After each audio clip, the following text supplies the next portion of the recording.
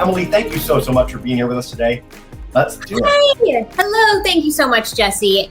Everyone, hello. Thank you so much for coming. Welcome, welcome, welcome. I am so honored to be partnering with Wonder Bread to help celebrate their 100-year anniversary, because of course that is a very long time and a very wonderful birthday. And they thought, what better way to celebrate that wonderful anniversary than by helping to bring the wonder of science to all of you.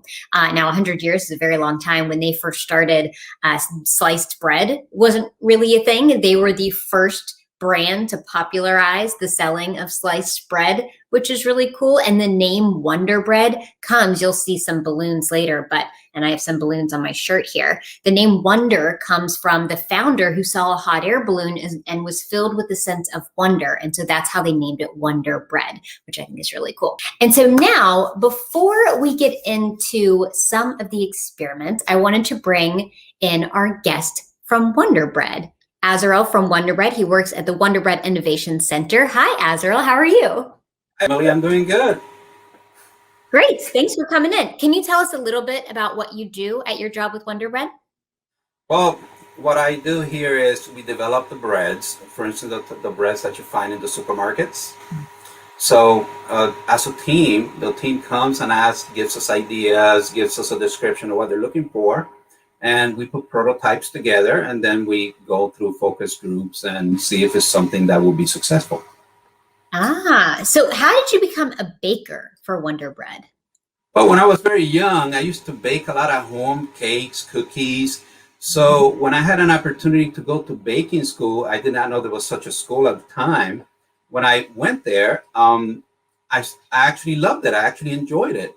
But what fascinated me is once you put ingredients together, one of the best ones was when you combine oil and water, you know how it separates. You may have emulsifiers. So that was really very intriguing. And that's how I got into research and development. So it sounds like there's a lot of science involved. Can you speak a little bit more about that, about how science plays a role in what you do? Well, for example, like salt. We all use salt for, let's say, flavor, to enhance the flavor.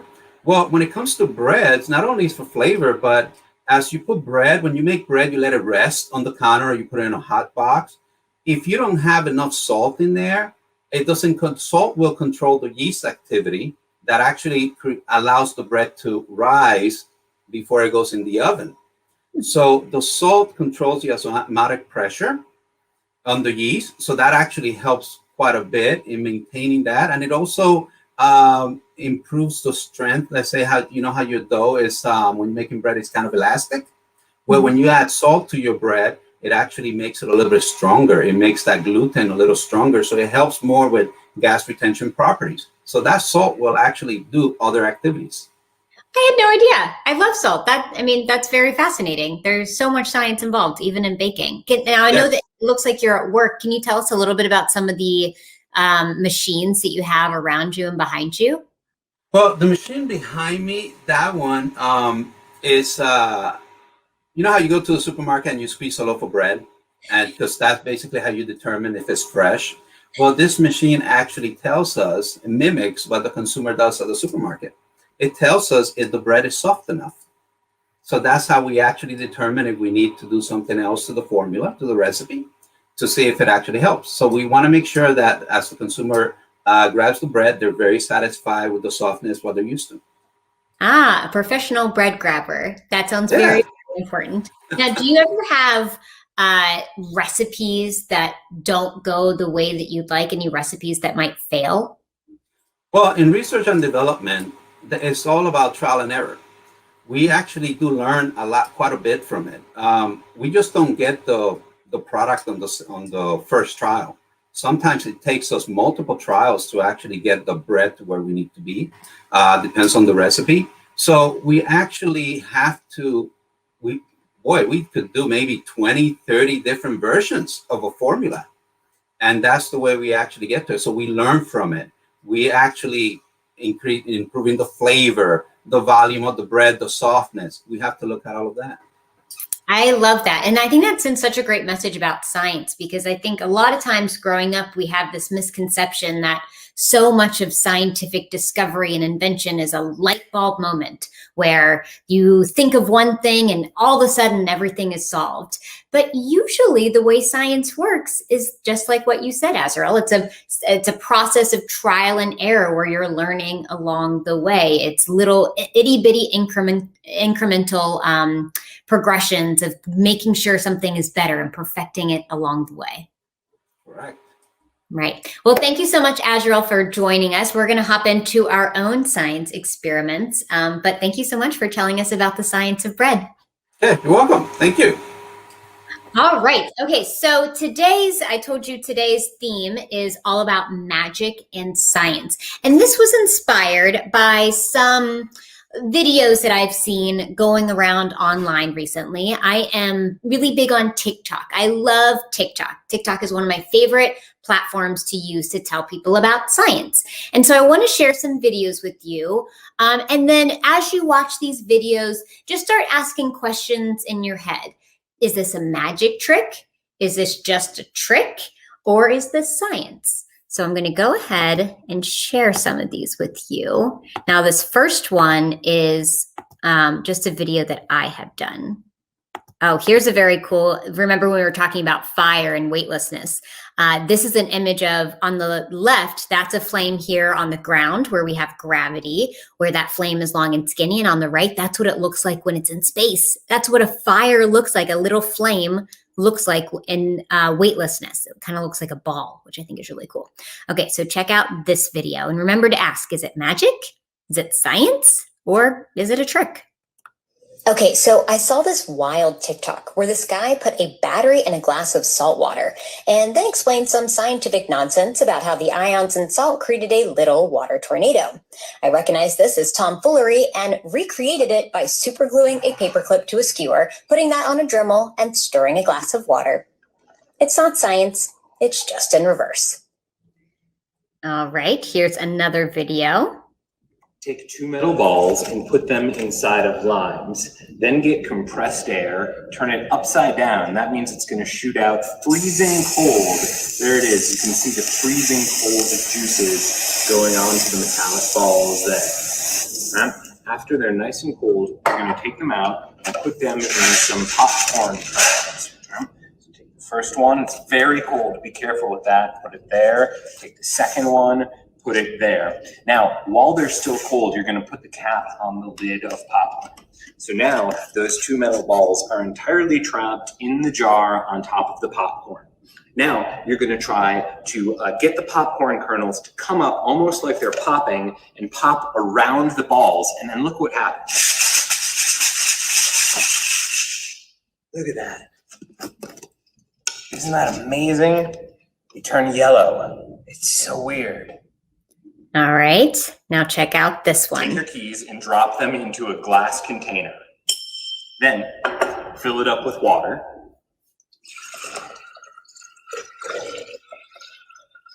After you do that, get some ginger, open it up, take this plastic piece off the ginger because you're going to need all of it here. Sprinkle it on, and the ginger is going to keep your hand dry as you reach into the glass container to get your keys. Come here, check this out. Look at that. It's perfectly coating my hand. So now, when I bring the keys up, look at this. The keys are wet, but my fingers are completely dry.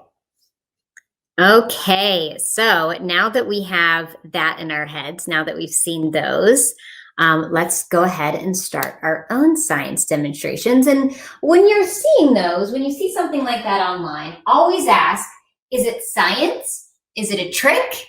Is it a trick of the eye? Is it magic? So before we get into that one, I want to do this one, so I need my water to stay hot.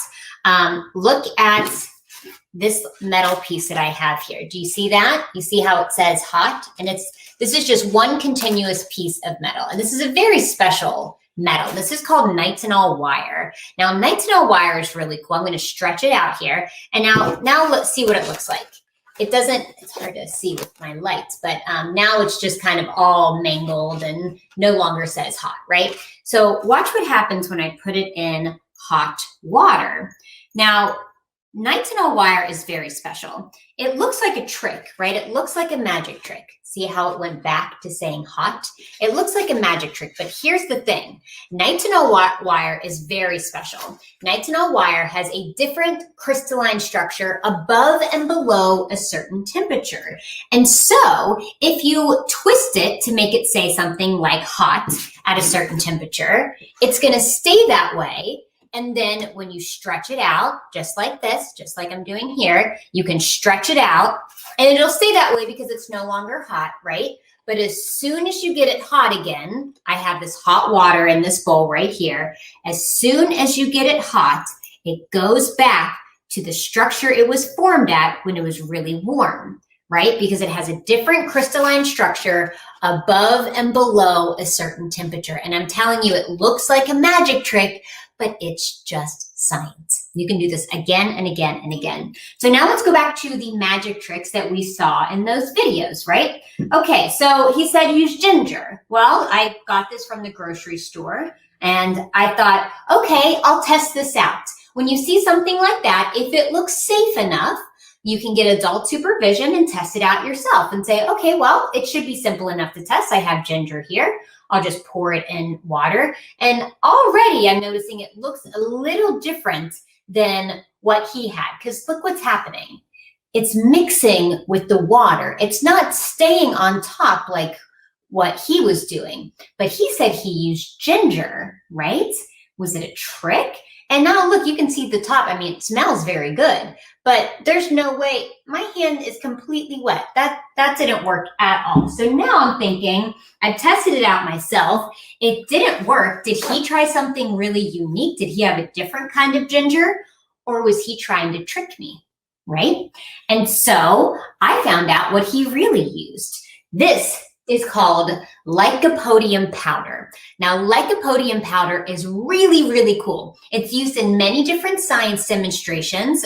You can actually make really bright sparks with it, but you can also put it on top of water and it will float. One, because it's incredibly light.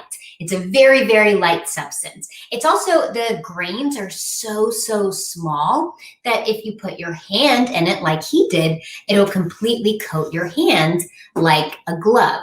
So let's go ahead and try that out. So you can see this makes for a great trick because it looks like ginger. It looks like that ginger that I got from the store. So I'm just gonna pour it on top of here, just like so. Now watch my hand. Now I can, whoa, you see that? That looks exactly like what he had in his video.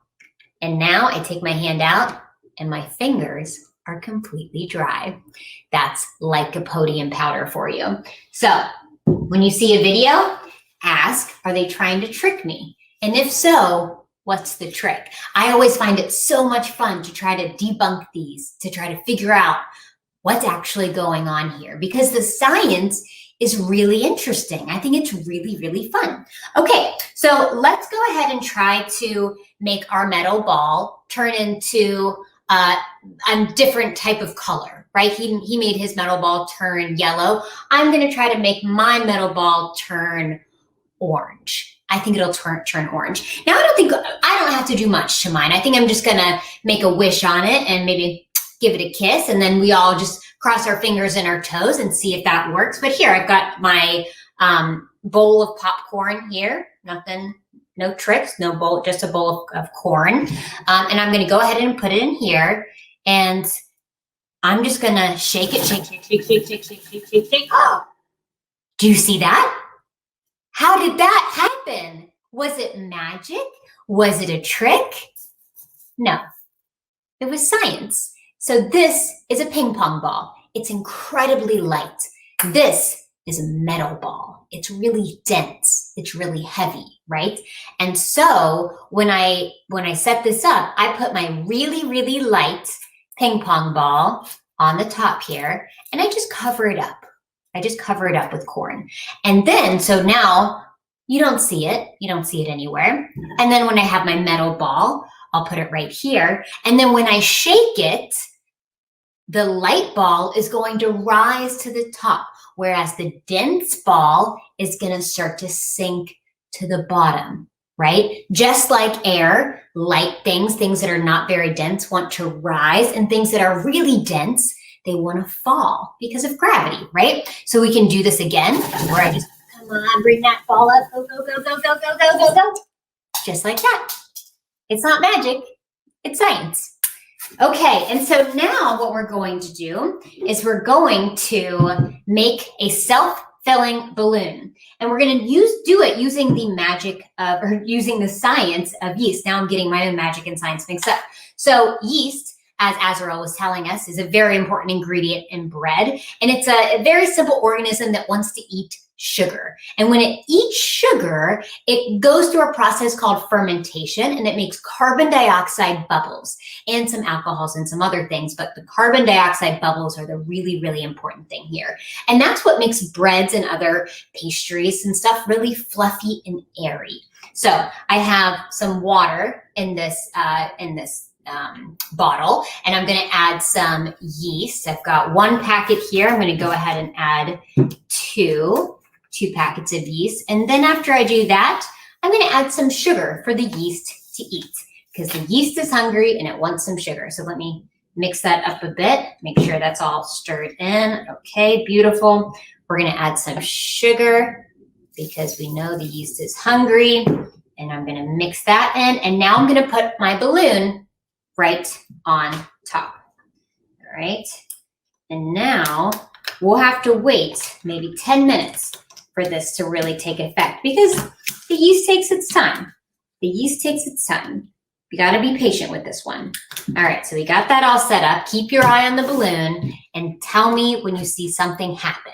Okay, we got to keep our eye on the balloon. And this last one I'm going to do is so much fun. And I love, this is my favorite experiment from Emily's Wonder Lab, because it just feels really cool. It feels like magic, because I've never felt a liquid feel like solid and liquid at the same time. I think it's so unique. So we are going to make oobleck. And the way you make oobleck is with 1 cup cornstarch and a 1/2 cup water. Okay, 1 cup cornstarch and a 1/2 cup water. So I'm going to go ahead and add my cornstarch. I have a little bit more than a 1/2 cup just in case I need it.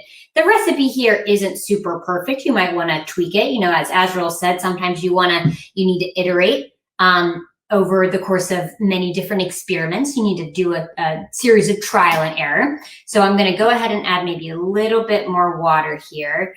And this one is really fun, because when you mix it together, sometimes it'll act like a liquid and sometimes it'll act like a solid. And here's how you make it change. So when you have it in your hands and you're squeezing it and you're adding force, it'll feel like a ball. It'll feel like a solid ball. You can even pass it back and forth. It's really cool. But watch, as soon as you stop doing that, it goes through your fingers like a liquid, right? How cool is that? So on Emily's Wonder Lab, we made an entire pool filled with oobleck. And I challenged my little scientists on the show to try to run across it without sinking. And they all had different hypotheses as to how they would do that. Some people thought that maybe if you walked really slowly and carefully, that would be a good strategy to walk across without sinking. Some people thought maybe if they ran and stomped really hard, that would be a good process. Some people thought if they did the funky chicken dance, that would be a good strategy. So I want you all to make your own hypotheses as to what you would do. And then if you watch Emily's Wonder Lab, you can see what worked, which hypotheses proved to be right. But again, that one was also a very good trial and error, because we tested everybody's hypotheses and learned what worked and what didn't. But yeah, with that, I am happy to take any questions. Marvin here had a question for you. Thank you. Go ahead, Yeah. Marvin. Go. We're kneeling. My question is, what do you like the most about your job? Oh, I love this question. What do I like the most about my job? Let's see. Well, usually what I like the most about my job is meeting the kids who watch my show and read my books. I think that's the most fun part, when I get to do in-person things like going to schools or doing a book signing and actually meeting the people who watch that stuff, because you make this stuff kind of like maybe in your house or with a team of people, but I don't often get to meet the kids like you that watch the show and read my books. And so when I get to do that, it's so much fun. And I haven't been able to do that in a very long time because of the pandemic. So I'm very much looking forward to a time in the future where we get to have these in-person things again, and I get to meet all of you, because that's my favorite part. With that, let's dive back in with our second round of questions. Actually, Emily, behind you, got the balloon. How's it going? I'm curious. Ooh. Oh, that's exciting. Slowly but surely. And now look. So before, the water only went up to here. You can see all of this activity where the carbon dioxide bubbles are bringing that yeast up and up and up, and it's rising inside the bottle. I will not be surprised if this goes all the way up and into the balloon eventually. So yeah, keep your eyes on the balloon. Right. Good eye, Jesse. Yeah, thank you, Emily. Let's go back to Mr. Peck's class. Let's go to St. Louis. We're going to do one round with everyone again. So come on in. Let's see if we can do this together. Hello, this is Corey. I don't know if you don't need. Can you ask your question? How are you so good at all this science? Oh, I've had a lot of practice. Let me tell you, I was not very good at all of this stuff when I first started out. I had to fail a lot and learn from my mistakes. For me, when I see failure, I try not to think of it as a bad thing. I try to think of it as an opportunity to learn something new. Failure is just teaching you that, hey, you have a gap in your knowledge right here. Let's fill that. Let's figure out what went wrong so that next time when we do it, it goes right. And so I've just had a lot of those moments over the years where I filled a gap in my knowledge, and then I tried it again and I got it right, but maybe I failed a different way, filled a gap in my knowledge, and you just keep doing that and you can make yourself smarter. Well, thank you all so much for coming, and thanks to Wonder Bread for celebrating their 100-year anniversary in this way by bringing the wonder of science to everyone. And yeah, until next time, stay curious and keep exploring. I'm going to bring in our groups to say a big goodbye. Miss Arthur's class, Azarel, Miss Woodburn, Joe, Miss Senior, and Miss Jack. Bye, everybody.